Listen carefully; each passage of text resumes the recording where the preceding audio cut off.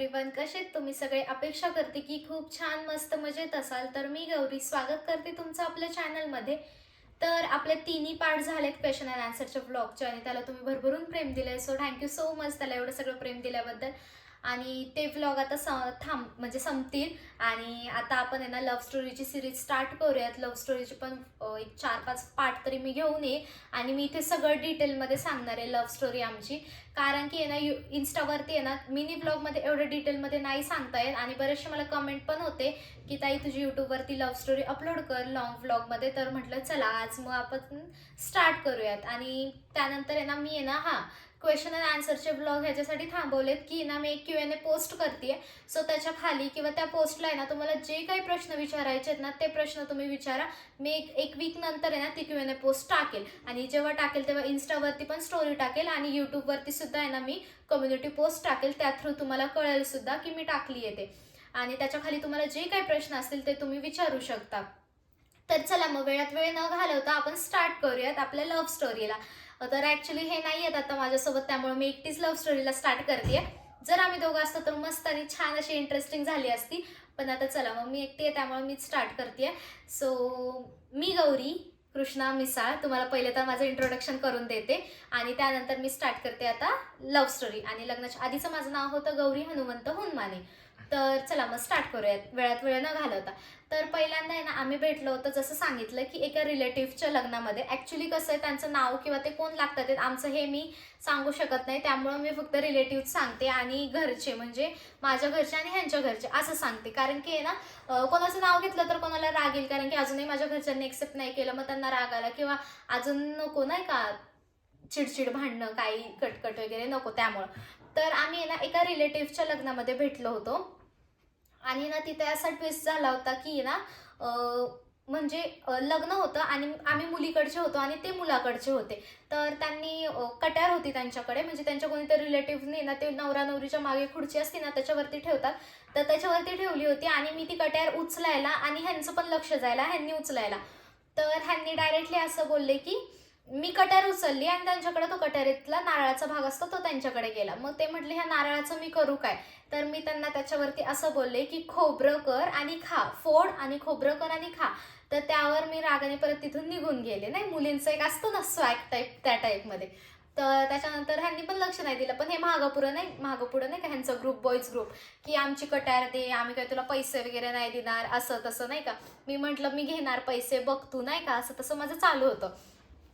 त्या टायमिंगला आहे ना खरंच मी आणि पैसे घेतले. आणि त्यानंतर एक किस्सा झाला होता, तो म्हणजे ना आम्ही शूज सुद्धा चोरणार होतो. ॲक्च्युली नवरा नवरीचे फोटोशूट चालू होतं आणि आम्ही तिथं होतो सारखे मागं पुढं, कट्यार तर हातात होतीच. आणि आमच्या सगळ्यांचा प्लॅन काय झाला होता की नवरदेवाला उचलायचं आणि त्याचा बूट काढून घ्यायचा. पण म्हटलं ते नको, कारण की मोठे माणसं पण होते, म्हणजे जे नाही का म्हातारे वगैरे असतात ज्यांचं एज झालं असतं, मग त्यांची थोडी मिसअंडरस्टँडिंग होती. त्यापेक्षा नकोच म्हटलं, आपल्याला कट्यार भेटली आपण कट्यारीतूनच शूजचे पण पैसे घेऊ, असं होतं. तर त्याच्यानंतर हे ना सतत माझ्या मागं पुढे, अगं दे, तुला कोण पैसे देणार आहे, अगं दे. मी म्हटलं बघू ना पैसे देतात की नाही.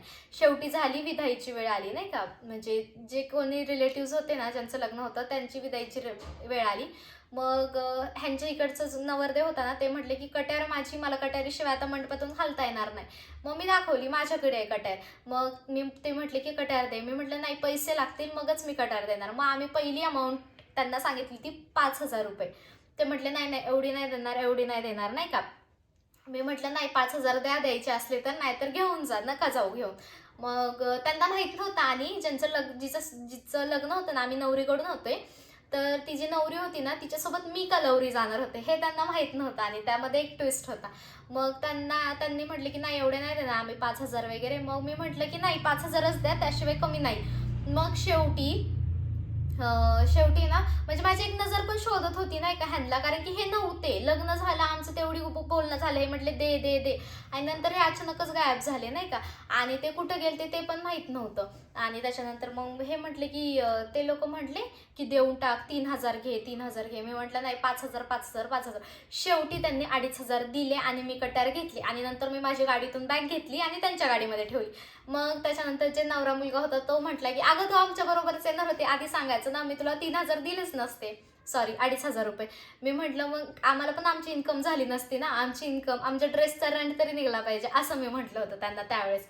मग त्यानंतर त्यांना हे कळालंच नव्हतं की मी कलवरी म्हणून जाणार आहे. आणि त्यानंतर आहे ना माझी नजर सतत त्यांना शोधत होती. मी खूप वेळ थांबले होते नाही का, म्हणजे नवरी रडती वगैरे ते असतं ना, ते चालू होतं. मग मी ह्यांना शोधत होते सगळीकडे, पण हे कुठंच नव्हते. मी म्हटलं बापरे, हा गेला असेल का, हा कोण असेल, पण नाही का आधीच लग्नात आपल्याला कोण कोणाचं नातेवाईक आहे, कोणाचं कसं नातं आहे हे समजत नाही, कारण की खूप सारे रिलेटिव्ह येत असतात. मग मी म्हटलं हा गेला असेल का, कुठं गेला असेल नाही का. तर त्या टायमिंगमध्ये ना त्याच्यानंतर मग मी आले नाही का नवरीबरोबर. मी म्हटलं जाऊ दे, गेला असेल नाही का, मी विचार दिला सोडून. आणि त्यानंतर आहे ना जिथं ज्या गेटवर एंट्री होती ना, बिल्डिंग होती, त्या बिल्डिंगच्या गेटवर एंट्री होती ना, तिथं हे थांबलेले दिसले.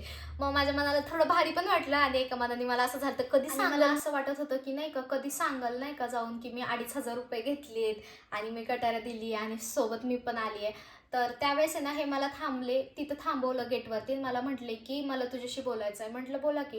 काय झालं नाही का, म्हणजे बोल की म्हटलेलं, आता फक्त आवाजावं बोलावं लागतं. म्हटलं बोल की काय झालं. तर ते म्हटले की मला तुझ्याशी बोलायचं आहे. म्हटलं बोला ना, काय झालं. आणि तेवढ्यात मला आवाज दिला, असं झालं होतं. आणि त्यात तिथून ते ना रागाने पण निघून गेले होते, कारण की मी कटरा देत नव्हते. ते पहिले सॉरी बोलले तिथं मला गेटवरती, नंतर बोल की म्हणजे नाही का मला तुझ्याशी बोलायचं आहे बोलायचं. मी म्हटलं बोला की, बोल की बोल की, तरी पण त्यांचं काहीच नाही. आणि तेवढ्यात मला आवाज दिला, मग मी गेले निघून नाही का. मी म्हटलं ठीक आहे बाबा जाऊ दे. त्याच्यानंतर मग ते वरती आले नाही का, म्हणजे आमचं औक्षण वगैरे झालं नाही का. आणि तरी पण आणि चुकून आहे ना माझा ह्यांच्या पायावर पाय पडला होता आणि मला माहितीच नाही की ह्यांचा पाय येतो. आणि त्यांचा आवाज असा होता, अगं ये. आणि मी म्हटलं एवढं काय झालं, चुकून पडला ना पाय. आणि मला एवढं हे झालं ना, मी म्हटलं माझीच चूक आहे, तरी पण मी त्याच्यावरच ओरडतीये नाही का. मग मीच नंतर सॉरी बोलले. नंतर ते पण म्हटले हां ठीक आहे चालेल. त्याच्यानंतर आम्ही घरात वगैरे गेलो आणि नंतर मग संध्याकाळी काय नाही, जे हळद गुळण्या वगैरे असतात ना नवरा नवरींच्या, त्या चालू होत्या.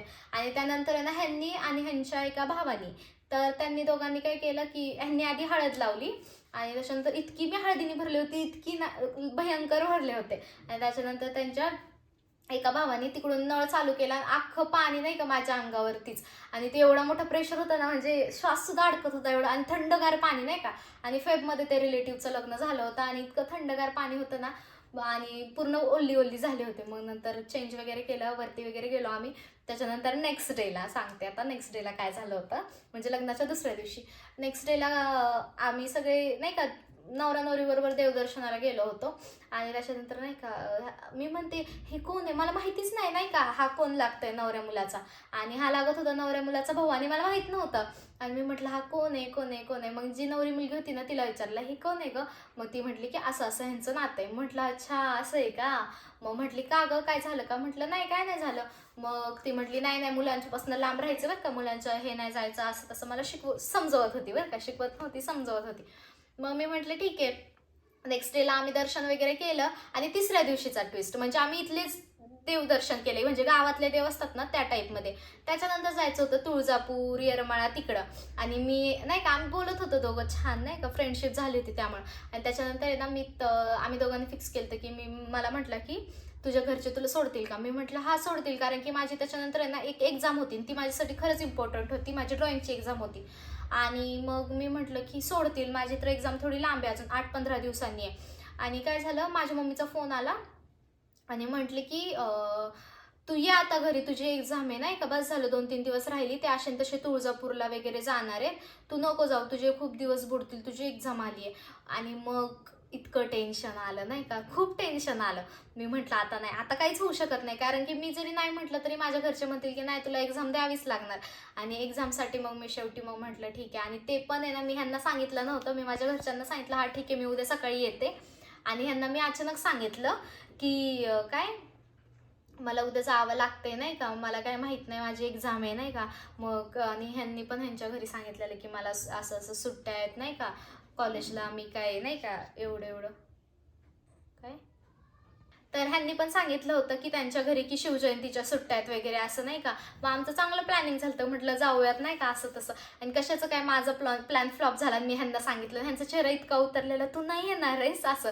मी म्हटलं नाही मी नाही येणार आहे. मग ते म्हटले ठीक आहे मग. आणि त्यांना लास्ट डेला ह्यांनी काय केलं तर सगळ्यांना सांगितलं मी पण येतो मी पण येतो. बस मी जर कॅन्सल केलं ह्यांनी जर कॅन्सल केलं तर अजून लोकांना डाऊट आला असता, त्यामुळे हे गेले. आणि हे जाताना आहे ना ह्यांनी सांगितलेलं की माझा फोन घरीच होता, माझा फोन नव्हता दिला माझ्या घरच्यांनी. आणि ह्यांनी मला सांगितलं की माझा नंबर 72 पासून स्टार्ट होतो. मग मी म्हटलं ठीक आहे चालेल. आणि मी घरी गेले आणि त्याच्यानंतर आहे ना ह्यांनी फोन केला. मग ह्यांनी फोन केला आणि नेमका माझा फोन माझ्या वडिलांजवळ होता आणि माझे वडील म्हटले, की "फोन येतोय तुझ्या फोनवरती." मी म्हटलं, "उचला ना." आणि रात्रीचे 8:30-8 वाजले असतील. एवढ्या रात्री तर माझी फ्रेंड कोण करत नव्हती फोन. मग मी म्हटलं वडिलांना, की "उचला ना." तर माझे वडील म्हणाले, की "हां, उचलतो." आणि त्याच्यानंतर वडिलांनी फोन उचलला आणि त्याच्यानंतर काय झालं ना, हे मी तुम्हाला उद्याच्या व्लॉगमध्ये सांगते. सो त्यासाठी मला नक्की सबस्क्राईब करून ठेवा, म्हणजे नवीन-नवीन पार्ट्स आणि तुम्हाला पण इंटरेस्टिंग वाटणारी आमची लव्ह स्टोरी, मी संपूर्ण लव्ह स्टोरी तुमच्यासोबत शेअर करणार आहे, जी Instaवरती सुद्धा शेअर केली नव्हती ती. सो कोणी चॅनलवर नवीन असाल तर प्लीज सबस्क्राईब करा आणि इथपर्यंत बघत आला असेल तर एक लाईक करा. सो बाय, भेटूया आपण उद्या नवीन एका छान अशा व्हिडिओमध्ये. तोपर्यंत टेक केअर फ्रेंड्स.